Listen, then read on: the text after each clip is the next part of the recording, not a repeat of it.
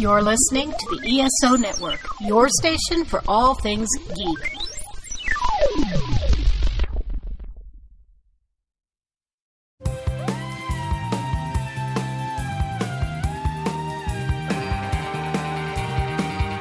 Hi, we are Enterprise-Splaining, the podcast where we explain Star Trek Enterprise to each other and to you. I'm Jamie, and these are my co-hosts Maria. Hello. And Bill. Hello. Today, our mission is a second contact. Last week, I told Bill and Maria what happened in the Star Trek Enterprise episode, The Catwalk. They have now watched the episode and are back with their thoughts. Make sure you listen to last week's episode before you listen to this one. I mean, you could listen to this one first. It might just be a little weird because last week's episode is the one where I told you about the episode. Before we get started, we got a little bit of podcast business. Guys, we have merch. We have actual merch available. You can buy Enterprise-Splaining t-shirts. It's so exciting. We have a really cute t-shirt that says Porthos Appreciation Society. And we also have a t-shirt with our podcast logo. And they are both available at the ESO Network TeePublic store. You can get to it from the ESO Network website. Or there will be a link to the store in the episode show notes. So if you're interested in a really cute Porthos shirt, check out our ESO Network TeePublic store. I'm so excited. Mine is on the way. Last week, we watched the episode The Catwalk. The Enterprise found themselves in the middle of a space storm, and all 83 crew members had to take shelter within the catwalk of one of the nacelles, where they were eating, sleeping, smelling each other, and putting up with Malcolm, who is acting like a little bitch the entire time. Such a little bitch. For what was likely the longest 8 days of their lives. Also, some aliens came and tried to take over the ship or something. That part was... even less interesting. So, what did you guys think? Does Archer want to be captain? It seems like anytime he has to do something captain-y, he gets annoyed or completely fails to do it properly. I get that he wants to explore and he wants to meet aliens, but he doesn't seem to... And give speeches. Don't forget his speeches. He loves a speech. We'll get to the speech, but he really seems to hate, the actual captaining of the ship. Yeah, I think so too. I think, I also think he's really bad at it. Oh, God.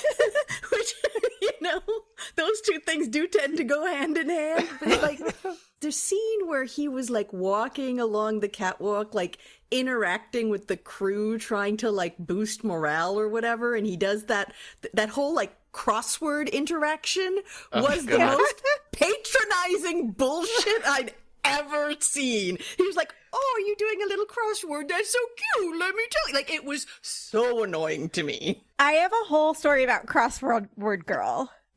Lay it on us. Me and Eric looked her up after the episode because I was like, who is this girl? Have we seen her before?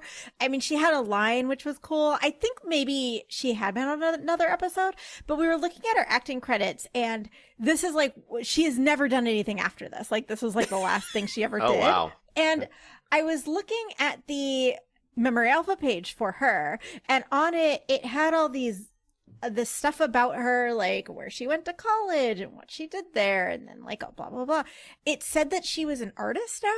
So there was a link to her, personal art website to see all her art and stuff from Mammary Alpha. So I click on it, and we're looking at it, and me and Eric are like, are we sure this is the same girl? Because nothing on her website had, she definitely has the same name as the actress, but nothing on there was it lined up, but not really. We were trying to figure it out, but I ended up on her I found her Instagram page and was looking at photos of her now, and it definitely is the same person. But I went on a journey trying to find that girl. Sorry, I forgot about that till now, so just needed to tell you. One shitty interaction with Archer, and she quit acting forever. She left it all on the table. Yeah, let's talk about Archer's speech for a second. That speech sucked. Even the Gazelle speech was the Gazelle speech had a point. Yeah. And this was just Y'all are great. Everything is great. This is like his mandatory. It's like he has it in his like captain's list of things to do today. So give a speech. It's like you gotta like inspire these people. He was just like, the next 8 days are gonna suck, you guys. Deal with it. Stephen and I had a lot of questions about this storm. Yes. First of all, when they're in, I think they were in either his ready room or his quarters, he and T'Pol, and they could see it out the window, and he's all, I was not expecting it to be beautiful, or whatever. First of all, it looked really fucking close. Like, I was like, shit, Yeah. you are, like, this doesn't seem... Also, they're in space. Can they not fly up or down We were wondering the exact same thing. and avoid this? a different direction. Yeah. It's sort of like in Singularity where Nicole was like, why do they have to go this one specific path? So this thing was traveling below Warp 7. Warp 7, they could have gotten away from it.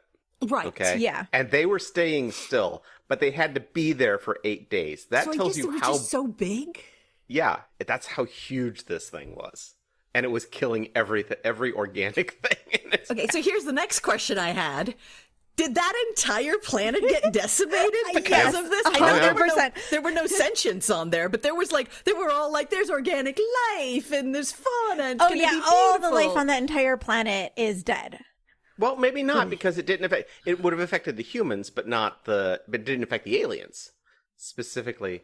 Which is weird that the aliens. So maybe the alien fauna and Yeah, flora. but the aliens were not from that planet. But I guess it is possible that there is alien that evolved fauna to that could Which survive. is weird that the alien deserters knew that it would kill the humans who were on the ship, but also presumably knew that it wouldn't kill them. No, I don't think they knew it was going to kill the humans. I think that they thought it would destroy the ship Oh, interesting. because Oh, that okay. was their whole thing was their ship would have gotten destroyed in the storm. Okay. Even though they would have been okay, their ship would not have been okay. Yeah, all right. I'm And done trying the to Enterprise figure was this like a out. much bigger ship. Yeah.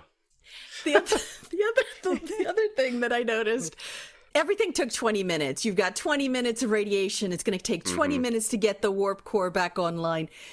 In that, I think, last scene where they fly out of the storm, they fly out of the storm and those warp engines engage immediately within seconds of leaving that storm.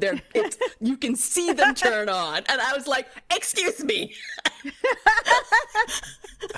I think you might be incorrect about how this works.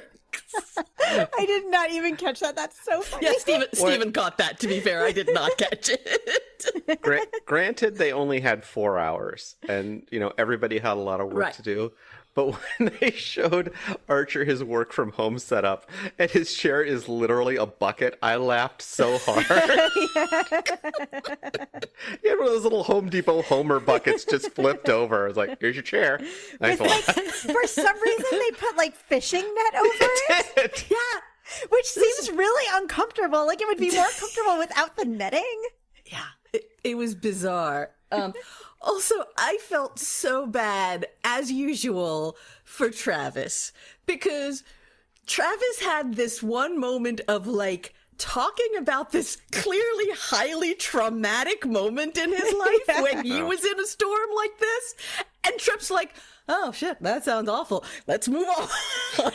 Yeah, we never found out. Like it was weird because he's like, we thought we were gonna die. Like I heard my dad's voice, and I like he seemed to think we were all gonna die, and then that was the end of the story. And I'm like, oh, what happened?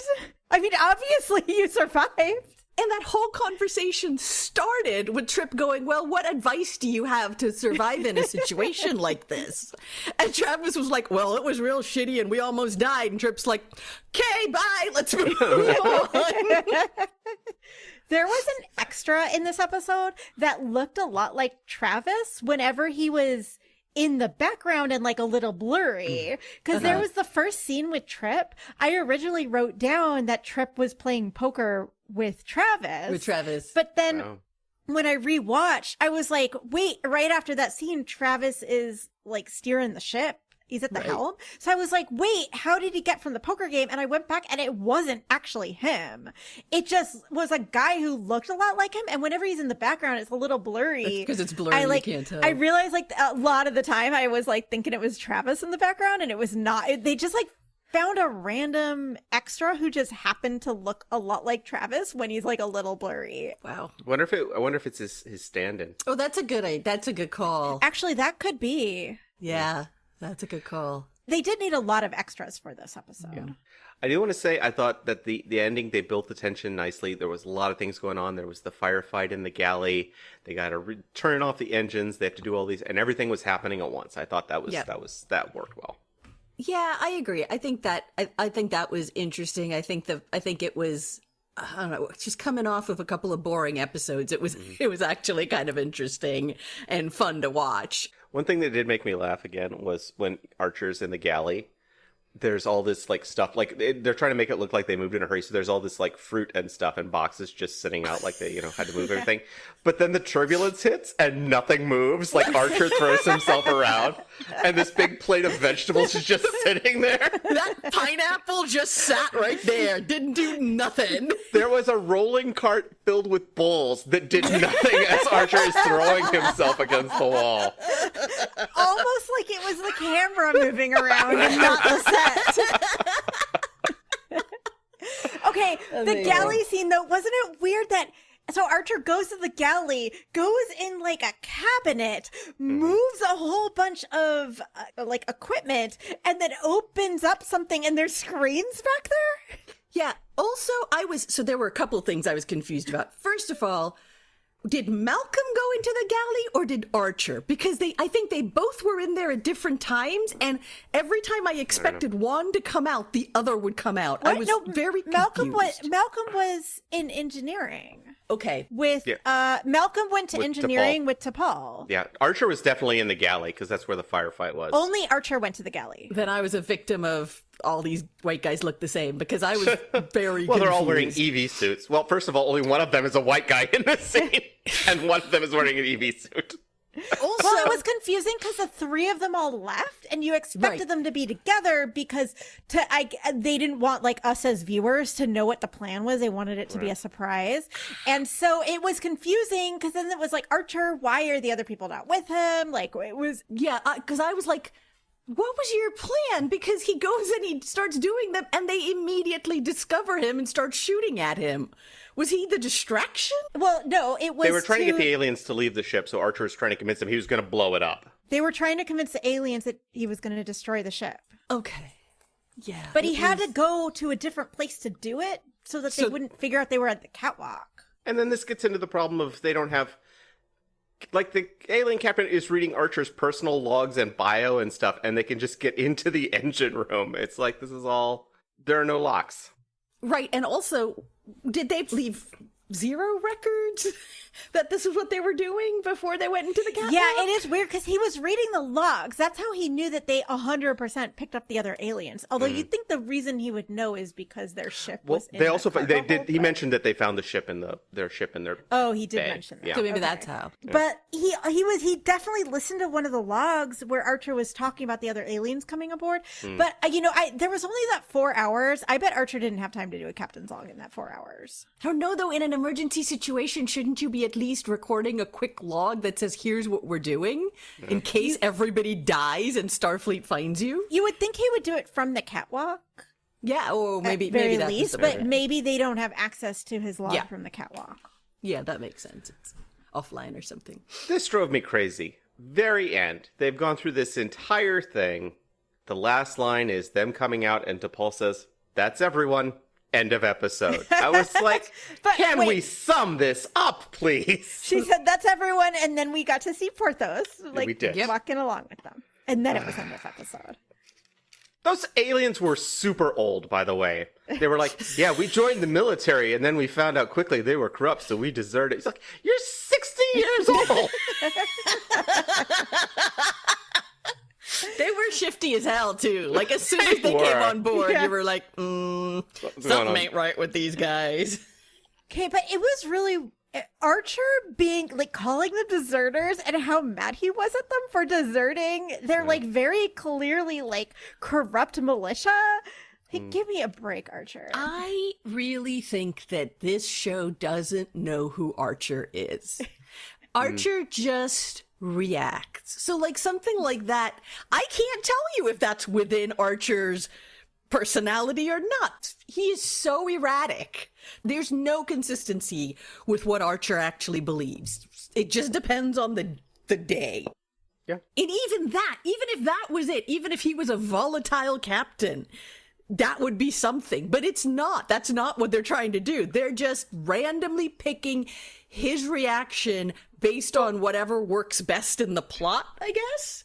It was a fine episode. They ticked the boxes. The characters were aggravating, but at least the plot made sense. Like, you could make, Yeah, something happened. Yeah, I thought it was a solid episode. Like, it wasn't one of the best episodes. It was a mid episode. Like, it was fine. Right. Some of my favorite Star Trek episodes is when people don't have anything to do and they're just like hanging out. Yeah. And this obviously had a lot of that. And I do love that. I loved everybody playing poker. I wish Malcolm weren't so annoying in it, but otherwise, like, I love seeing everyone just hanging out. I also feel like they were trying to do this thing with T'Pol where, you know, Archer was like, you should be friendly with the crew and fraternize and whatever. And then yes, she went to the movies with them and that was okay. I guess that was her figuring it out. But, like, it was so anticlimactic on They that. should have had a scene where T'Pol is trying to fraternize and it just makes things worse. Everybody's super weird around her. That's what I was expecting. Why is she here? What does she want? I mean, that's kind of what it was. The way they were just like, what's going on with this movie? And then she, like, explained it to them in the most patronizing way possible. Boy. All right, with that, let's move on to Mammary Alpha. I've got a Mammary Alpha for us today. This is when we talk about a weird or funny page that we saw on Mammary Alpha, named Mammary Alpha after the Mammary Alpha page on breast. Today, I'm doing the Mammary Alpha page on buttocks. As inspired from the episode we did on Precious Cargo. Precious Cargo. Mr. Trip. Because there was a scene where Trip says something about Padma Lakshmi's butt to her. He's looking at her butt while he's searching for something on the shuttle pod, and he's looking at her butt, and he says that he found something. All right. Well, that inspired me to go to the Mammary Alpha page for buttocks. And yes, it is buttocks, not butt, although butts does redirect to buttocks.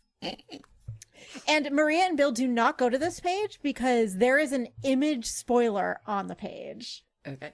That is so good. I cannot wait for an upcoming episode when we get this butt image. But I'm also upset that I saw it because it's a spoiler. So you two do not go to this page. Listeners, you are welcome to go to the page and see it. But yes. So the first thing on this page is Malcolm Reed quote. You guys know which one?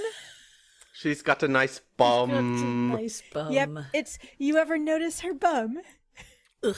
And then it says the buttocks, butt, behind, bum, backside, rear end, or ass was part of the body upon which a life form sat, situated at the end of their back, and in bipeds above the legs, and in quadrupeds above the rear legs. It is sometimes displayed in the nude in some cases. True. Okay. And then from there, it has 16 different quotes from various Star Treks referring to buttocks. There were that many references to buttocks in Star Trek? I'm Yes. actually surprised. I want you guys to guess how many of these are from Enterprise. And before you guess, I looked up how many episodes total there are of all Star Trek. There are 758 total Star Trek episodes of like all Star Trek shows. And 16 references to butts? And 16 references to butts. And so of those 758 episodes of Star Trek, 13% are Enterprise episodes. Okay. So how many of the 16 Star Trek quotes do you think come from See, now if that includes like being a pain in the butt as a Enterprise? all of them. I'm gonna go 100%. I'm going to say 10. All right, you guys both very much overestimated. Oh. 31% of them come from Enterprise, which is Almost a 1, 2, third. 3, 4, 5. 5 episodes. All Yes, right. thank you, Bill. I had a joke about that. It was that God. ENT has more representation in Star Trek quotes referring to butts than there is representation of women on the NX-01 Enterprise. This mind meld thing is really starting to scare me, Jamie. Not going well. Yeah, ENT really over-indexes in the butt references compared to the rest of Star Trek. I would be surprised if the original series had any, unless it was like you're being a pain in the butt. Maybe there's one, because that would be too risque for the late 60s for television, broadcast television. Yeah, it's probably true. Anyways, that's it on the Great work, Jamie. Mammary Alpha page for butts. That's the end of Thank Butts. you. This was our Mammary Alpha for today. Welcome to the butt end of the episode. And that is the episode. Thanks for listening. Next episode, Bill is going to be telling us about the episode Dawn. Special thanks to K.O. Myers at Particulate Media for sound assistance, to our friend David for our beautiful cover art, and to John Stephen King for being the voice of our computer. If you liked this show, please rate, review, and subscribe on your podcast app of choice and tell your friends about it. We really appreciate it. You can also follow us on Instagram and Facebook as @EnterpriseSplaining and on Blue Sky as @EnterpriseSplain. You can also email us any comments or questions, such as, you ever noticed her bum? to @enterprisesplaining@gmail.com. We would love to hear from you. If you want to support this podcast, you can find us at Buy Me a Coffee as @EnterpriseSplaining. We will see you next week. Bye. Bye.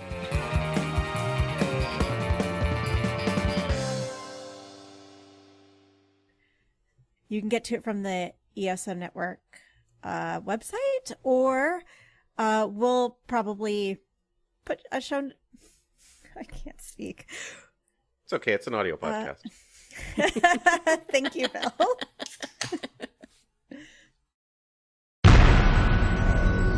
This has been a broadcast of the ESO Network. Be part of the crew and help support our shows by donating to our ESO Patreon or by shopping at the TeePublic store, which can all be found at www.esonetwork.com. The ESO Network, your station for all things geek.